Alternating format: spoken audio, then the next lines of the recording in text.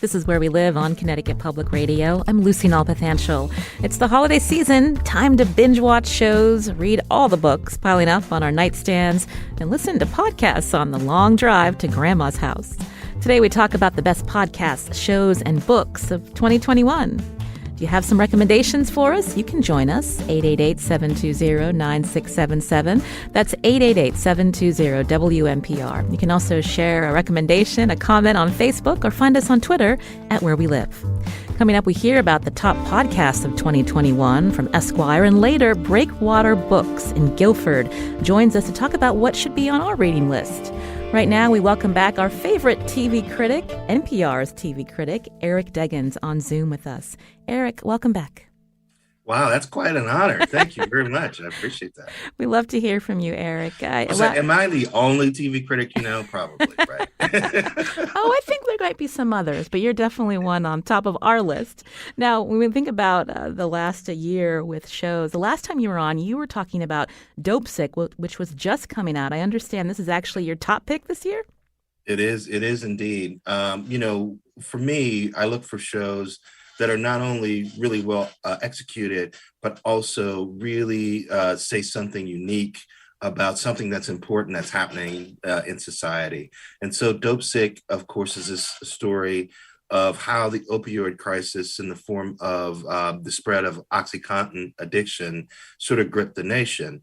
And we see it from the perspective of, a ruthless corporate executive at Purdue Pharma who was pushing the company to push boundaries in terms of how it marketed the drug to doctors. We saw a doctor played by Michael Keaton who was kind of bamboozled into overprescribing the medication to his patients and then eventually himself. And then we also see prosecutors and people in government who eventually try to hold Purdue Pharma accountable. So you get to see all the different aspects of the issue. It's we've got stars like Rosario Dawson and Michael Keaton and Caitlin Dever doing just amazing work. And, it's something that I think a lot of people don't really realize the extent to which the company sort of pushed boundaries and how hard it was for prosecutors to hold the company accountable. And this is a struggle that's continuing to this day. We just heard that a judge overturned a settlement that would have shielded the Sackler family that ran Purdue Pharma, owned it at one point during the time of Dopesick. It would have shielded them from culpability in some of these lawsuits that they're facing. So it's something that's right on the front pages right now, and it's really well done. So that's why I made the top of my list. It's also Dopesick, based on the book by Beth Macy, and a great read for listeners who want to learn more behind this great series. When we think about other series coming out that are depicting communities in our country, Netflix's limited series Made did just that. I wanted to play a clip from the series where Alex, single mom, is trying to secure housing for her and her daughter. Let's take a listen. So according to you, you're not abused and you're not homeless. Why are you here? We don't have anywhere to sleep tonight. Here's the deal. I need 2 pay stubs in order to get you on the list for subsidized housing, and even then, the wait list is long. I'm sorry, is there anything else that you could actually do for us here, please? Honestly, without a job, I can't do squat. Okay, I can't get a job if I can't afford daycare. Well, we have access to subsidized daycare grants once you have a job. I need a job to prove that I need daycare in order to get a job? I love this clip, Eric. It actually goes on where she has more choice words for this government employee. What's your take on Made? Well, what I love about Made, again, it's an illustration of an issue that is, pressing in society. This is a woman who, is sort of emotionally abused by her partner, but, wasn't physically abused to the point where she could prove it or had called law enforcement or anything like that. And, she doesn't really have a job. So when she tries to leave him with her child, the services available to her are negligible. The people who are dealing with her are full of contempt. And she also has this mentally unstable mother, played by Andie MacDowell, who is actually the actress Margaret Qualley's her actual mother. So we get to see Wow. an actual daughter, mother-daughter in real life, playing mother and daughter in this really compelling Netflix series. And both Maid and Dopesick, I think, do a really good job of portraying working class white America. And that's something that I think a lot of TV makers were wondering about, in the age of Trump. Have we neglected certain parts of America? Are we not showing what's happening? And so I think these two projects, I mean, we've seen a lot of projects try to do this, Hillbilly Elegy last year, Mayor of Easttown this year, but I think these two are sort of the best examples of really authentic and unsparing looks at sort of segments of working class white America and the challenges that they're facing, which of course should be a part of the rich tapestry of media that we're creating these days. You're hearing Eric Deggans here on Where We Live, NPR's TV critic, as we get his list of top shows in 2021. If there's something you're watching that you want to recommend, you can join us 888-720-9677 or find us on Facebook and Twitter at Where We Live. Sometimes these shows can be heavy, and so it's nice to be entertained and watch other people's dysfunction. I'm talking about Succession. Of course. Eric Deggans on HBO. Let's talk about that. This is, I think, the third season just wrapped up on Sunday. Why is this on your list? Well, yet again, there are real life sort of analogies to this family. This is about a really dysfunctional family that controls a sprawling entertainment company. The patriarch, played by Brian Cox, is this legendarily ruthless figure who, when the series started, this is the third season. In the first season, it started with him supposedly handing over the reins to his middle son, but then deciding not to do it. And all the ripples that sent through the family. So this season, we had that son, going to threatening to go to the authorities about a scandal inside the company to try and oust his father from leadership. And there was this fight between, the son and the dad asked everyone else to choose sides. And towards the end of it was when the story really took flight, and we saw these characters sort of cut through all their self-denial and nonsense and backbiting, and to realize the truth of the relationship they have with his father, which is almost entirely transactional and about bullying and about manipulation. And by the time they get together and realize that they need to team up against him, they're already outmaneuvered. And the question is, what are they going to do about it next season? So this, on the one hand, it's family dynamics that we all understand and that we've all been through. But on the other hand, it's about these families that are part of these family controlled companies that have great power and great reach, like the Murdochs, who own, of course, News Corp and Fox News, and that huge empire, and also the Trumps, who were in the White House and controlled the government for a time. So it's a great way to sort of feel like you're a fly on the wall watching this powerful family kind of go through a lot, but then they're also squabbling with each other in a way that you can really relate to, because everybody's got a family. Would you say this is the best comedy of the year? I'd say, yeah. Well, that and Ted Lasso, for different reasons. They're very different shows. Ted Lasso is on Apple TV Plus, and it's about this relentlessly optimistic American college football coach who gets hired to go to Britain and coach a soccer team there, a professional soccer team there. And in the first season, the owner did it because she wanted to destroy the team, really, because her ex-husband loved the team. But in this next season, everyone connected with the team is sort of this extended oddball family. And it's about sort of the relentless power of being nice and the relentless power of being optimistic. But it's also about, for that character, Ted Lasso, how there's a dark inspiration for why he is that way, why he is relentlessly optimistic. And it's rooted in some serious trauma that he went through when he was younger. And eventually he has to deal with it because he starts having these panic attacks.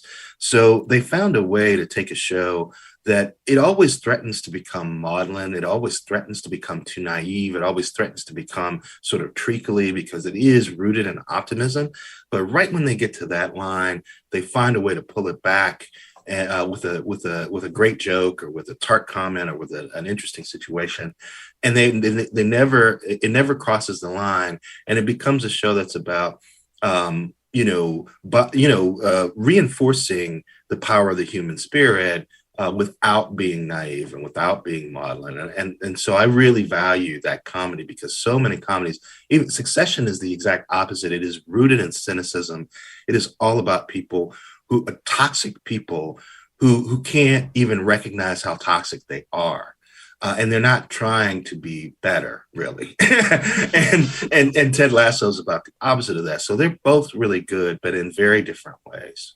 Here in Connecticut, our governor, Ned Lamont, just referenced Ted Lasso in a talk, saying it was his favorite TV show, Eric, and now some are calling him Ned Lasso for his optimism. We'll just leave it there. There are worse things to be called, I'll tell you that.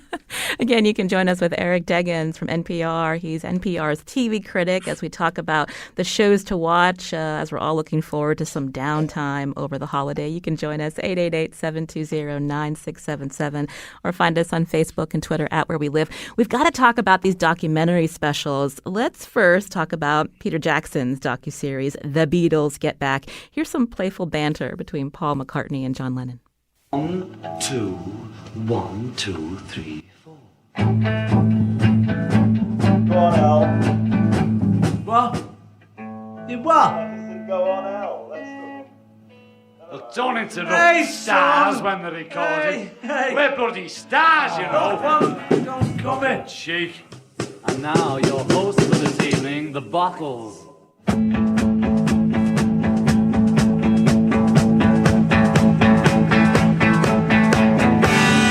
Jojo was a man. A bit faster, do you think? A bit faster. 1, 2, 3, 4.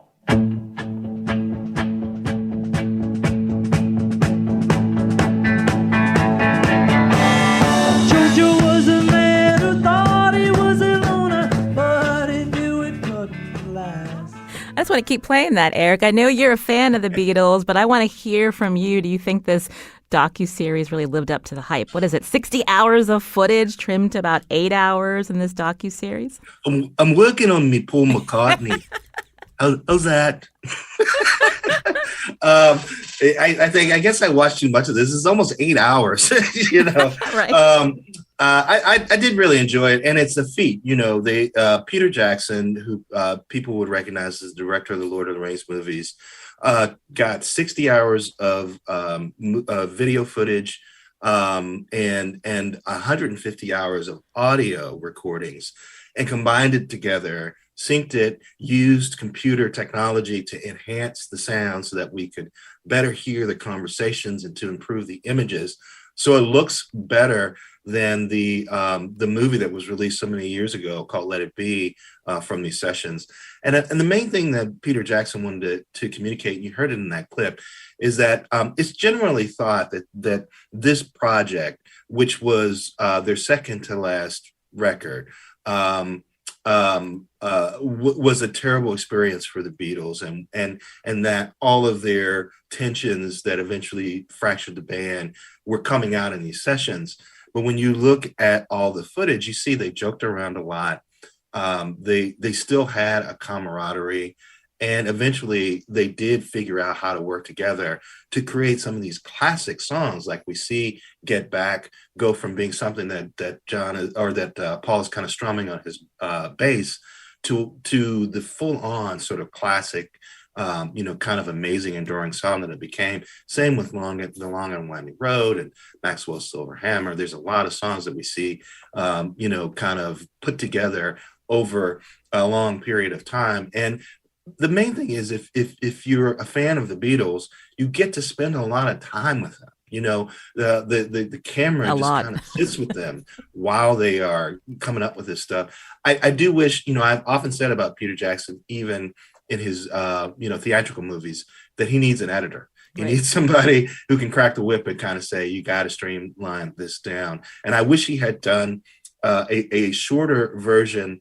that people who weren't huge Beatles fans could watch and they could see all the cool stuff, but they wouldn't have to sit through. I mean, after a while, these guys do that sort of jokey, playing the song and saying different lyrics and all kinds of stuff. They do that a lot. and I think for people who aren't huge Beatles fans, after a while, it can get tiring. But it really does communicate. I'm a musician, and it really does communicate what it's like to sit in a room and try to create with people and also feel tension with bandmates that you've known for a long time and feel like your creative future maybe lies somewhere else, but not quite knowing how to say it to them.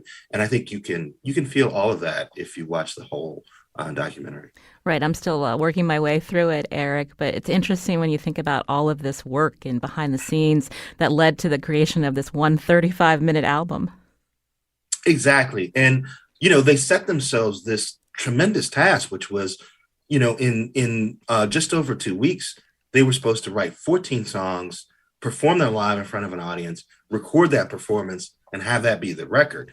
Now that they weren't able to pull that off, but they did write a ton of songs in a short period of time, and they are rock and roll classics. I mean, there are songs that we play on the radio and sing even today. We're almost out of time, Eric, but I just wanted to ask you, because we're going into the holiday break, any holiday movies or shows that you want to shout out? Well, okay, I'm in the camp that says that Die Hard is a Christmas movie. I will be watching it at Christmas time. And I'm also in the camp that says that Jim Carrey's How the Grinch Stole Christmas is a great movie, and my family will be watching it and quoting the lines to each other like we do every year. I know those are controversial opinions, but I'm not much of a holiday movie person other than that. But we'll watch those two, and we'll also watch A Christmas Story, which is my favorite Christmas movie. Well, Eric, it tells you a little something about how twisted I am. Oh, well, we love it. We love it. Eric, thank you so much for coming on the show. We hope you have a great holiday with your family. Thanks for having me. We'll share more of Eric Deggans' takes on our website and also at Where We Live, including a really great talk he did with Pop Culture Happy Hour, NPR's Pop Culture Happy Hour. We'll share the link all about the Beatles docuseries. Coming up after the break, we're going to talk about the best podcasts of 2021. And if you have a recommendation, you can join us too, 888-720-9677, or find us on Facebook and Twitter at Where We Live.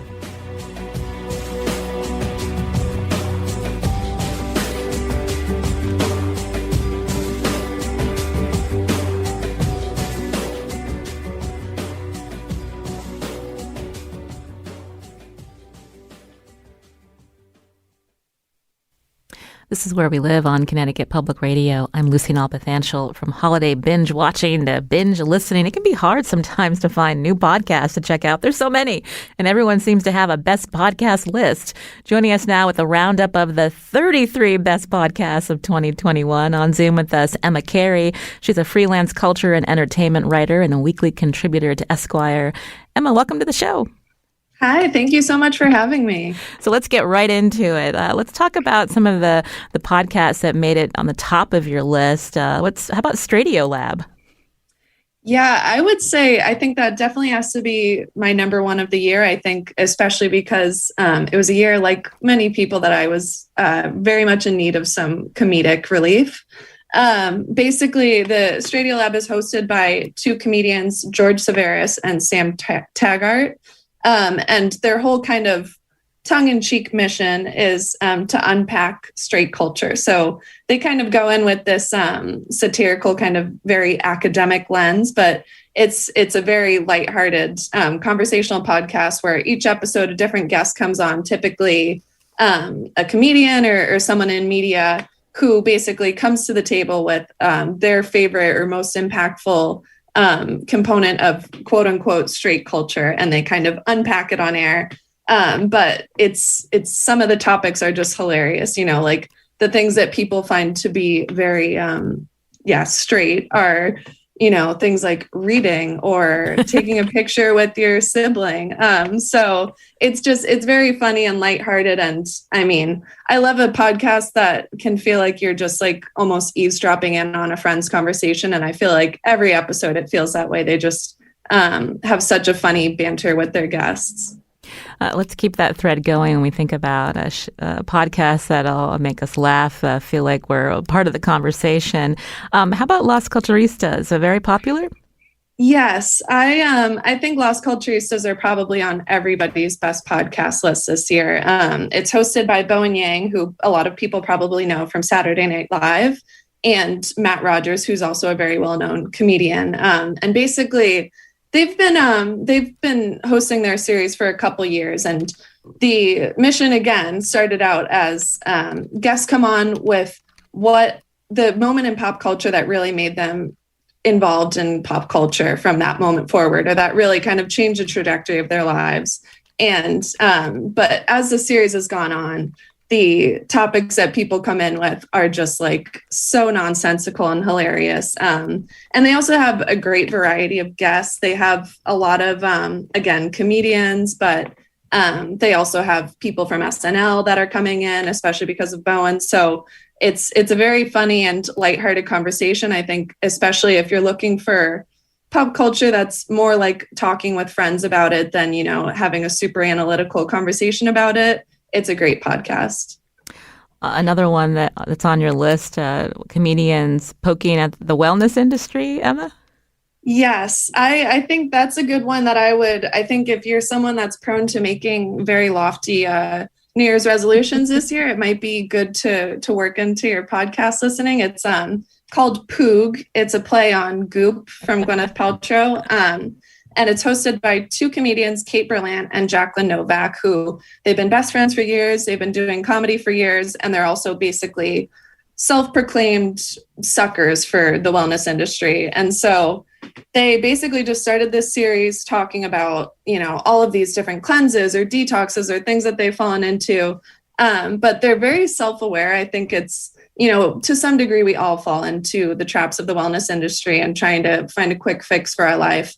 And they just have such a funny analytical way of being very self-effacing about the things that they've, fallen for and they've also just they've tested out things on air. They've had a live try of a Theragun, on air, things like that. So that's a very funny one that I think might make people a bit less serious about those New Year's resolutions, about really trying to revamp your healthy lifestyle.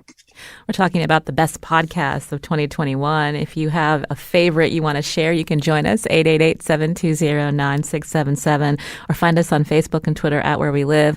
And of course, Oprah's on your list, Emma?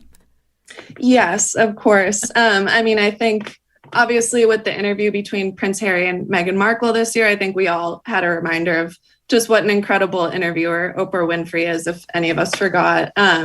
She has a series called Super Soul Conversations. It's been going for a couple years, and I think it's a very enlightening, spirituality-oriented podcast. She has on a myriad of public figures that, are maybe specializing in spirituality, but it could be someone of course, it's Oprah. So the guests are pretty wild. She's had on Michelle Obama. She's had on, of course, people like Brene Brown, who might be more into the spirituality world, but also Beyonce has been on to talk about her spirituality. And it's a very insightful and I think uplifting listen. And also, she just does such a great job of, I think, having people show a side of themselves that they don't normally maybe show to the public. I think I've left so many episodes being like, wow, I did not ever know that side of that person. So it's just a great conversational podcast. A lot of people will be on the road in a couple of weeks. And I wanted to talk with you, Emma, about maybe some podcasts when the kids are in the car that might also be suitable. Of course. Yeah. So are you looking for family friendly, I would guess? Or? Yes, definitely. Okay. So, so I think one that I actually became familiar with this past year, a couple of my friends in New York are involved in the acting scene and work with this organization called Story Pirates, which is really interesting. It's basically their whole deal is that they have kids write scripts that then professional actors will act out. So, and that's now transitioned to a podcast series, which, it can be a kid writes a story that they act out, or they've even had, if kids write songs, they'll go, just the whole 9 yards with production quality, putting it into this huge song that plays on air. And also a really sweet thing with the podcast series is they have a lot of kids on to talk about their work. So I think it's a really great listen for kids, not only because it's family friendly, but it might get your kids thinking of, oh, well, what can I create? I'd love to, do something like this. So it's very fun and lighthearted. And I think very encouraging to young kids to, get creative. Great. I'm going to put that one on my list, Emma. And before we let you go, I wanted to give a shout out to NPR member station WAMU, a really great podcast out of that shop, Through the Cracks. Can you briefly tell us about it? Yeah, absolutely. So Through the Cracks is hosted by John Clyn Hill. And like you mentioned, it's under WAMU. It covers the story of a young girl named Relisha Rudd. When she was 8 years old in 2014, she went missing. She and her family lived in a homeless shelter in Washington, D.C. And when she went missing, it took 18 days for anyone to even realize officially that she had gone missing and for that case to be reported. So basically, the series sets out to just talk about how can this major oversight happen. As the name implies, it's through the cracks. So it's what are these voids in our society that let people slip through the cracks, and what does that mean about how we handle people in different situations? And each episode kind of really investigates a different aspect of Relisha Rudd's life and how this environment was cultivated that made her story be so overlooked. They just do a really thoughtful job of kind of looking for answers that unfortunately, at the end of the day, there's no way to bring justice to that story, but they do a really great job of bringing awareness. And also at the end of the series, they follow up on how policies in DC have helped to prevent future Relisha Rudds from going missing, and whether that actually happened, whether the city has responded and, kind of been more careful of looking after people in those kind of situations. Jason's calling in from North Canaan with some podcast recommendations. Go ahead, Jason. Hey, how's it going? Going well. If you're looking for a fun podcast that's a little educational, there's a podcast called The Dollop, which is about American history that is just phenomenal and hilarious. But currently what I'm binging is 5 to 4, a podcast about why the Supreme Court sucks. And it's, nice. It's very current. Well, thank you for that, Jason. 5 to 4 and fun. The Dollop, all about American history. We'll be sure to tweet out links to those. Emma, did you want to respond to either of Jason's recommendations? I have to say, I'm definitely going to have to check those out. I'll have to put those on my queue on Spotify. Well, again, we were talking with Emma Carey, a freelance culture and entertainment writer and a weekly contributor at Esquire. We'll be sure to share your list of 33 best podcasts of 2021 at Where We Live. Emma, thanks so much. Yeah, thank you so much for having me. This is Where We Live on Connecticut Public Radio. I'm Lucy Nalpathanchel. Now, before we talk about the best books of 2021, coming up after the break, it's the last day of Connecticut Public Radio's short end-of-the-year fundraising campaign. We cover a lot here on the show, from the serious to the fun, and we hope you appreciate the voices you hear each day. Now, if you have yet to donate to Connecticut Public, here are two of my colleagues to tell you more.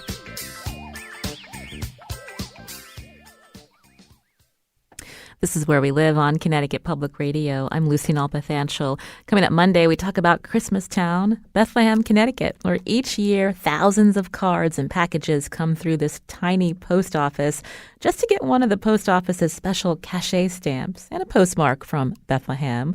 We talk about this 80-year tradition. That's on Monday. Now, my next guest is here to share some book recommendations for your holiday break. Richard Parent is co-owner of Breakwater Books with his husband, Paul Listro. Richard is joining us now on Zoom. Welcome to the show. Hi, thanks. And if you have a book recommendation to share, you can join us too, 888-720-9677. That's 888-720-WNPR, or find us on Facebook and Twitter at Where We Live. Richard, we love talking to small business owners in our state. And before I get the rundown of best books, can you tell us briefly about how you and your husband came to own Breakwater Books? Sure. We were corporate corporate slaves in New York and in media. And we decided to switch up our lives, and we were looking for move permanently up to Connecticut. We still have a place in New York. But we were looking for a business to purchase and to run together. And Breakwater Books came up at just the right time. And so we took it over. We knew nothing at the time about running a bookstore, but had to learn very quickly. And the former owner, Liza Fix, she stayed with us and worked with us for months and helped us learn about the business. And then the pandemic came because we bought the bookstore in October of 2019, and about 4 months before the pandemic. So it was an interesting experience being new bookstore owners, learning the regular business and then the pandemic business. And this sounds like quite a ride, and you're still here with us. So thank you, Richard, for sharing that and sharing a little bit of your story. And so when you're thinking about the books that you're going to carry, the books that are popular this year, what really stood out? Right. Well, I think in terms of fiction, something I'm actually in the middle of reading this right now, Our Country Friends by Gary Steingart. Steingart, I guess is how I should pronounce it. Speaking of pandemic, it's a book that takes place during the pandemic in upstate New York. It's a group of a famous author and his wife. They're both Russian. And it's a group of his friends, high school friends, and a famous actor come and stay with them at the sort of right as the pandemic is happening and stay with them for months. And so it's sort of, homage to Chekhov.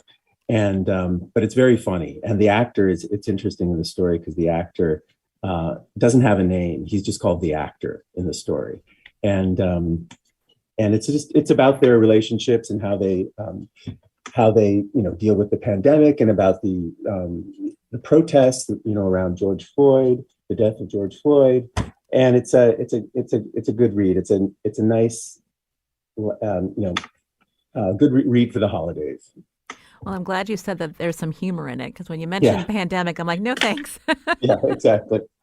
We just heard from Kate on Facebook, who writes that The Outside Boy by Janine Cummins in her all-time top 5 books. Do you know anything about that one? I don't, actually. The Outside Boy. I don't. I feel kind of embarrassed that I don't know anything about it. We'll be sure to look that one up and also share that with our listeners. But you mentioned fiction, so can you give us a couple more before we talk maybe about young adult? Yeah, sure.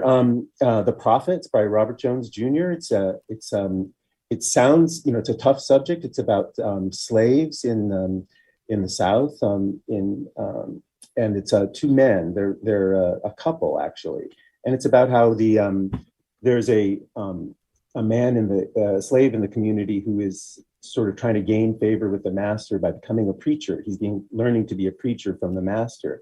And through this, the community of slaves accepts these 2 men as a couple. But then once the preacher starts preaching, the preacher sort of turns the community against these 2 men. So it's a tough story, but it's so beautifully written that that really carries you through. And there is some hope in it, even though it's a tough story. That was one of my favorites. Yeah. How about young adult? Young adult. Well, this is sort of bordering young adult, sort of middle grade. But Pony by R.J. Palacio is a really good read. It's a journey of a boy and his horse, a boy to go find his father. It's a really moving story. And also in real young adult, Aristotle and Dante dive into the water of the world. It's a sequel to Aristotle and Dante. I can't remember the previous one was Aristotle and Dante. I can't remember the rest of the title, but that's a really good book. And then Karen McManus has this series of books. It started with One of Us Is Next, and her 3rd book in this series, they're thrillers for young adults. It's called You Will Be the Death of Me, and this is kind of a trend in young adults, is these sort of thriller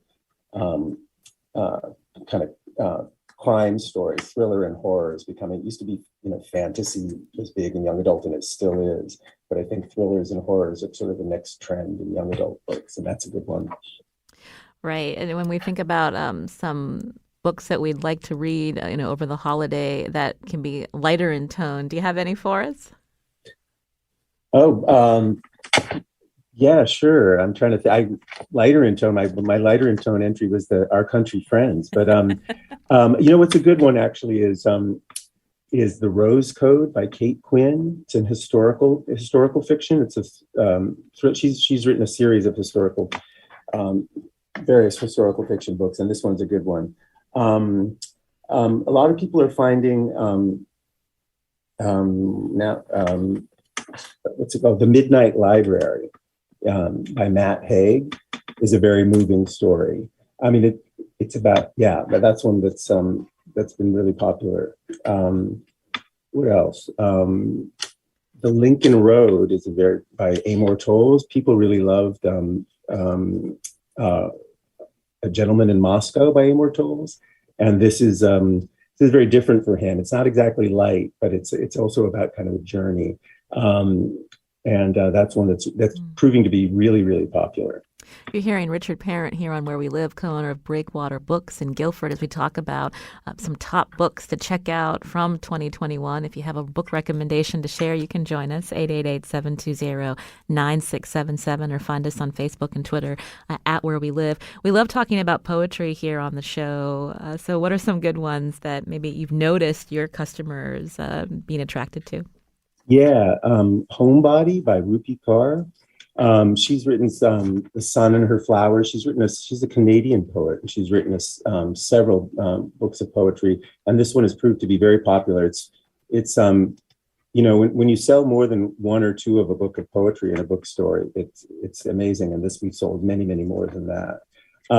Also, there was a huge demand because it was in the spring when Louise Gluck won the Nobel Prize. And she has a new collection of poetry out called Winter Recipes from the Collective, which is actually really great. But